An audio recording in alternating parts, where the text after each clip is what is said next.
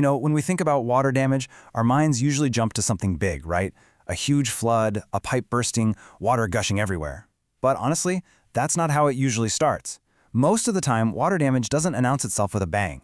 It starts with a whisper. It's this invisible intruder, kind of working silently behind your walls, under the floorboards, way before you ever spot a single puddle. So let's get into it and figure out what subtle clues your home might be sending you right now. Oh, you know that smell. That kind of faint, damp, musty odor you might catch in a basement or a back closet. It's so easy to just brush it off, right? But that smell, it's one of the very first signs that you've got a moisture problem somewhere. It's not just an old house smell. It's basically an alarm bell going off. And yeah, that smell is usually just the tip of the iceberg. If you start looking a little closer, you'll see the other clues. Paint that's bubbling or peeling, that means water's getting trapped behind it. Baseboards that look swollen or puffy, that's the wood acting like a sponge, just soaking up moisture.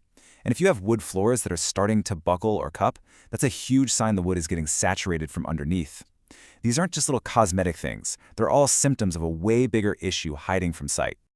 To really understand how these little signs can blow up into a full-blown disaster, let's look at a real-world example. We're going to head to Cicero, Illinois, and break down exactly what makes it a perfect storm for water damage. Okay, first factor. We're talking about age.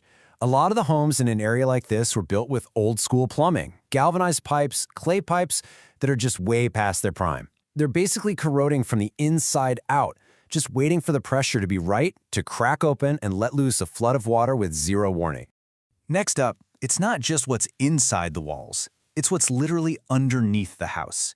The soil there is this really heavy clay, and what happens is, when it gets wet, it expands. When it dries out, it shrinks. This constant back-and-forth movement puts a ton of stress on the home's foundation, opening up little cracks that become perfect superhighways for groundwater to just seep right into the basement. And on top of all that, you've got the public systems getting totally overwhelmed.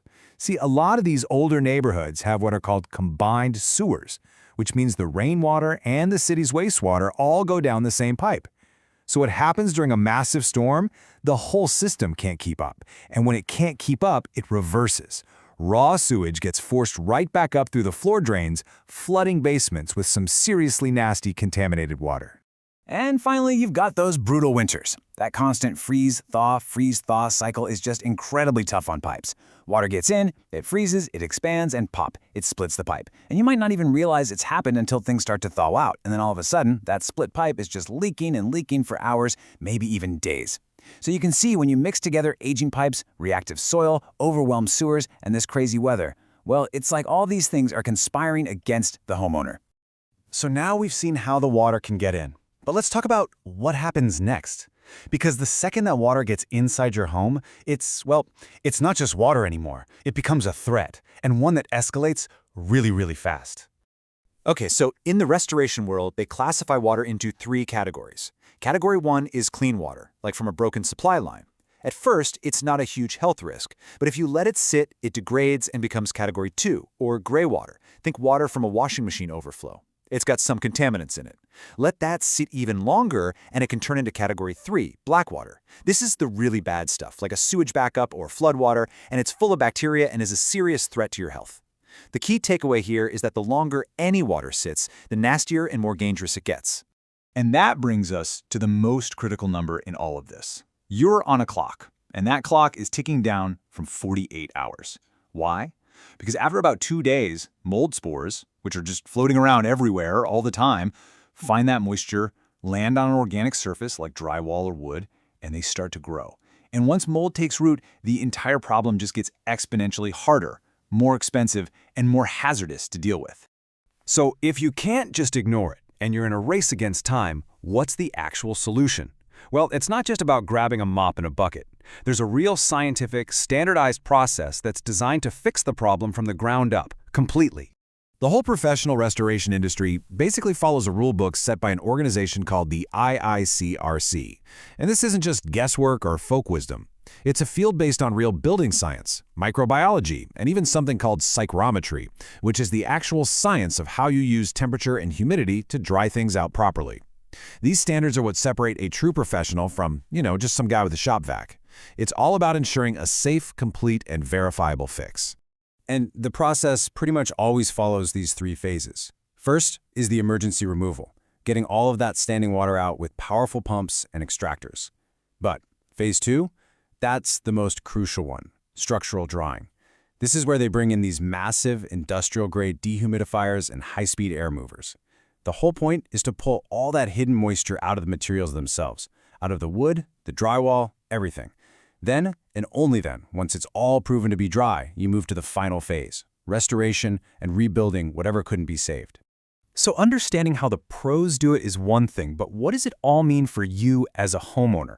How can you actually be ready for something like this? Let's talk about a practical action plan. Okay, so a question that always comes up is, can I just clean this up myself? And it's a fair question. Let's really look at it. If you go the DIY route, you're running the risk of leaving hidden moisture behind, which, as we know, leads directly to mold. You probably won't be able to sanitize things properly, and you're not going to have the professional documents your insurance company is going to want. But with a pro, you're getting specialized equipment that guarantees a thorough dry. You're preventing mold before it starts, and you're getting the detailed reports you need to make your claim go smoothly. And speaking of insurance, man, this is so critical. Your standard homeowner's policy is usually designed to cover stuff that is sudden and accidental, like that burst pipe. What it often won't cover is gradual damage from, say, a slow leak you knew about but didn't fix. And this is the big one. Most policies do not cover damage from natural floods or a sewer backup. For that, you usually need a totally separate policy. You absolutely have to know what your policy says before you ever have a problem. Look, if you only take one single thing away from this whole explainer, please let it be this. When it comes to water damage, time is your absolute worst enemy. The difference between a problem you can manage and a complete, catastrophic, mold-filled nightmare is often just a matter of hours. Acting fast is everything. So the next time you catch just a tiny whiff of that musty smell, or you see a little water stain on the ceiling, remember what it could really mean. Your home is always sending you little signals about its health. The real question is, are you listening to the whispers, or are you going to wait until it has no choice but to start screaming for help?